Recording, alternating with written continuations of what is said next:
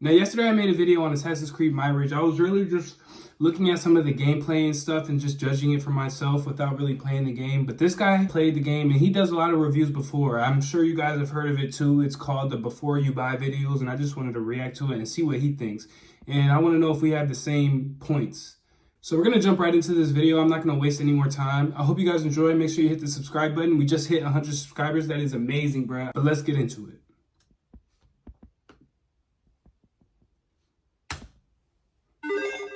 And we're back with another episode of Before You Buy, that show where we give you some straight-up gameplay and our first impressions of the latest games releasing. As usual, it's me, Jake, and believe it or not, Ubisoft is back with another Assassin's Creed. Can you believe it? I got some things to say about this one. Just so you know, we've been playing a review copy sent to us by Ubisoft, and the footage captured here is running on PlayStation 5, and I've kept it spoiler-free.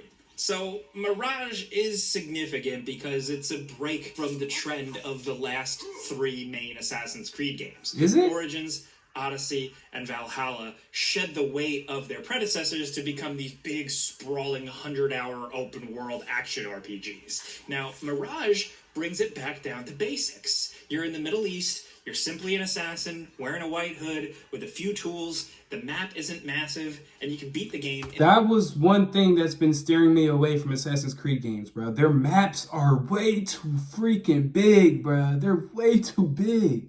Like, it just takes me out of it. There's no freaking way I'm going to spend all of those hours just... No way. No way. In a reasonable amount of time. For me, I've been a fan of these games since day one. I loved all the original style games, even with their sometimes significant flaws, because there wasn't really anything else like them out there at the time. The newer games, Odyssey, Origins, Valhalla, I acknowledge that they are technically good, but just not what I was looking for from an Assassin's Creed game. Exactly what I've been Mirage saying. Sounded like just what I was looking for. Now, to be frank, this game feels like the middle ground between the two Assassin's Creed styles. I don't love it, I don't hate it, but it's a step in the right direction. It feels way more in line with a classic Assassin's Creed game in terms of focus and gameplay scenarios, but with the parkour, the combat, and certain elements, it still kind of feels like the newer games. Yeah. Not as precise as I'd like. Just kind of watered down a bit. Did you just see that too? And the parkour isn't as smooth as it was in older games. I just don't understand, bro. I don't understand. And I called this out in my last video. But the game's out now, so people are reviewing it and we're actually starting to see. You know, it's hard to put my finger on. Maybe it's just the gameplay feel of the games it's trying to emulate. Maybe it's a bit of nostalgia, but that's just me. That's my bias up front. If you go in expecting Assassin's Creed 2 or a 4 or something like that, not quite. But if you play the newer games and are looking for a change of pace from them, and you've only played those, then this is a decent one. But what's the deal here? So, in this, you play as Basim, a character significant to Assassin's Creed Valhalla, but at least at the start of the game here, he's just a fresh face. A young guy yearning to be an assassin, you know, your typical Assassin's Creed protagonist. You get to experience him as a character in a standalone story, at least sort of for a minute, and you watch him progress from young street thief guy to apprentice assassin to full-on master assassin. And the story and his clothing will reflect that. And now, like I said, he is a former street thief, but he's like quick-witted and he's a bit funny and lighthearted, but also intensely, almost naively idealistic. Things get pretty rough for him after an intro, and he is conscripted. I wonder how the voice acting is. The assassins, and you join him. They're always link up bad. with them, learn and rid Baghdad of bad guys. Of course, it gets more complicated than that. It's Assassin's Creed, but it does work because of Basim and a few distinct characters surrounding it. They seem to actually give a damn. And then there's Baghdad itself, the setting. It's a cool backdrop. One that's got a familiar feeling to Assassin's Creed, like classic, and even like the wide open deserts and rivers and farms from Egypt in Origins. But it still manages to feel distinct on its own, especially in certain districts as you get deeper into the city and see detailed palaces and markets and just like where they make clothing, where mercantile happens, where commerce happens. It's cool to see. And the map isn't super massive. It's essentially centered around a big city with a little couple of surrounding outposts and some desert and some fields. It's explorable enough. It is just open world enough. This is where I think it feels a lot more like the open worlds of old Assassin's Creed games, which weren't really always technically open. But yeah, the story is told through cutscenes that aren't always very thrilling, and some characters emote a little awkwardly here and there. There it goes, bro. The Assassin's Creed voice acting, man. It's a joke. It's a joke. But generally, I like the voice acting, and the language options are pretty cool. He likes it. The story isn't super epic or memorable, but a little bit of intrigue helps, especially if you finish Valhalla. There's a little extra depth to kind of getting to the bottom of Basim as a character. It's the characters that help it along, and really the pacing. You're always off doing the next thing, and that is typically sneaking around and taking out dudes. Mirage is centered around stealth. The stealth is simple, and the guards are still hopelessly dumb, but it still manages to be somewhat satisfying. If you're familiar with these, then you get the gist. You know, you're hiding in bushes, we're familiar. you're crouching and climbing around, you're whistling to trick dudes to come over to you and stab them in the face, and then you're running away, you're parkouring through the streets, trying to break line of sight and hide.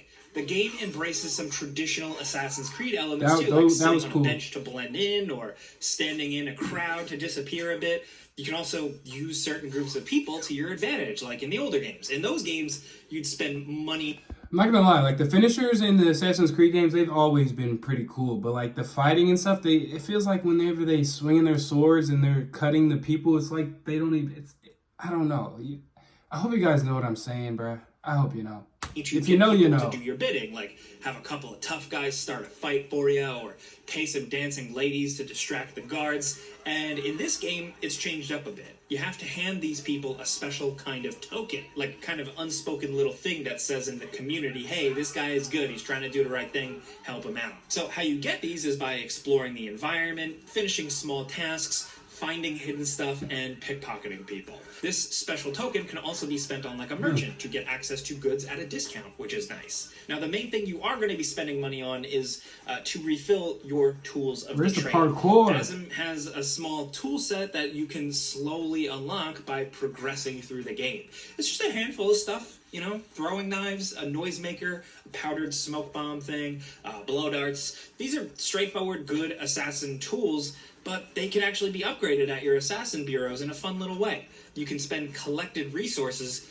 to unlock 3 tiers through the course of the game, and each tier has 3 choices within, of which you can only choose one attribute. Say, like, make your throwing knives stronger, or maybe make them more poisonous. The choice is yours. And those choices are kind of good and fun, and as you unlock more of those tiers, you can kind of tailor the tools a little bit in your own special way. You also have a focus meter that allows you to, not too far into the game, access a kind of mark and execute ability, where you can target multiple enemies and then hit a button, and Basim zips between them, killing them all pretty instantly. It's a bit weird, but it's something different. That sounds really weird, but also a skill tree, which is straightforward and simple. You can spend points in one of 3 branches to unlock stuff like chain assassinations, or a stun kick, or breaking your fall, carrying capacity, all stuff that feels kind of meaningful. Nothing too just fluff or padded out filler stuff. I like a skill tree where everything you unlock feels worthwhile, and they got it here. It's a decent skill tree. You're finding weapons and out there, but it's not a loot fest. Most of the time is spent actually finding resources and unlocking blueprints to just upgrade your sword or your dagger. Yeah, I'm not gonna lie. All of the stealth animations for taking somebody out, they're all the same. Am I tripping? Or it is a review, but like, damn, where's the variety of takedowns? Or your clothing with a couple of perks and stat upgrades. You know, you're not swapping to a new sword because you're picking up a new one every 5 minutes, and I like that. The way these systems work, it's not massive, it's not overly complicated, but it works well enough. And you're using your tools and the skills you unlock for missions. Missions that, more often than not, are nicely open-ended. It typically goes like this. You roll up on a place, and then from there, it's up to you to choose how to attack. Use your bird in the sky to like scout out enemies and find possible secret entrances or exits, and then jump in to either steal something and get in, or kill a key figure and escape. There are usually multiple ways to do things, like draw out a key enemy by doing a side objective, if you can even find that side objective, or setting up a trap, or maybe just perfect stealthing the whole thing. It's another thing, like, it's not overly complex, and like I said, a lot of the enemies feel like dummies when you're taking them out one by one so easily, so systematically, just by standing in a bush. It's kind of like how Assassin's Creed has been for a while. Yeah. A lot of it does work on a notoriety system, so as you do bad things in public or in front of enemies, your notoriety builds, and that's when you're more easily recognized and pursued. You always bribe a town speaker or tear down wanted posters to reduce your notoriety. Does that sound familiar? They knew what they were doing here. This is like totally trying to capture that old feel. Now, there are some rough control problems. It actually kind of reminds me of the old Assassin's Creed games where you'd run up the wrong thing or fall to your death by jumping the wrong way. The parkour isn't annoying. Perfect. It isn't super precise. It's also not super fast. They've done good parkour before. Why? I feel like I keep saying the same thing in all of my videos. Why are we going backwards, bro?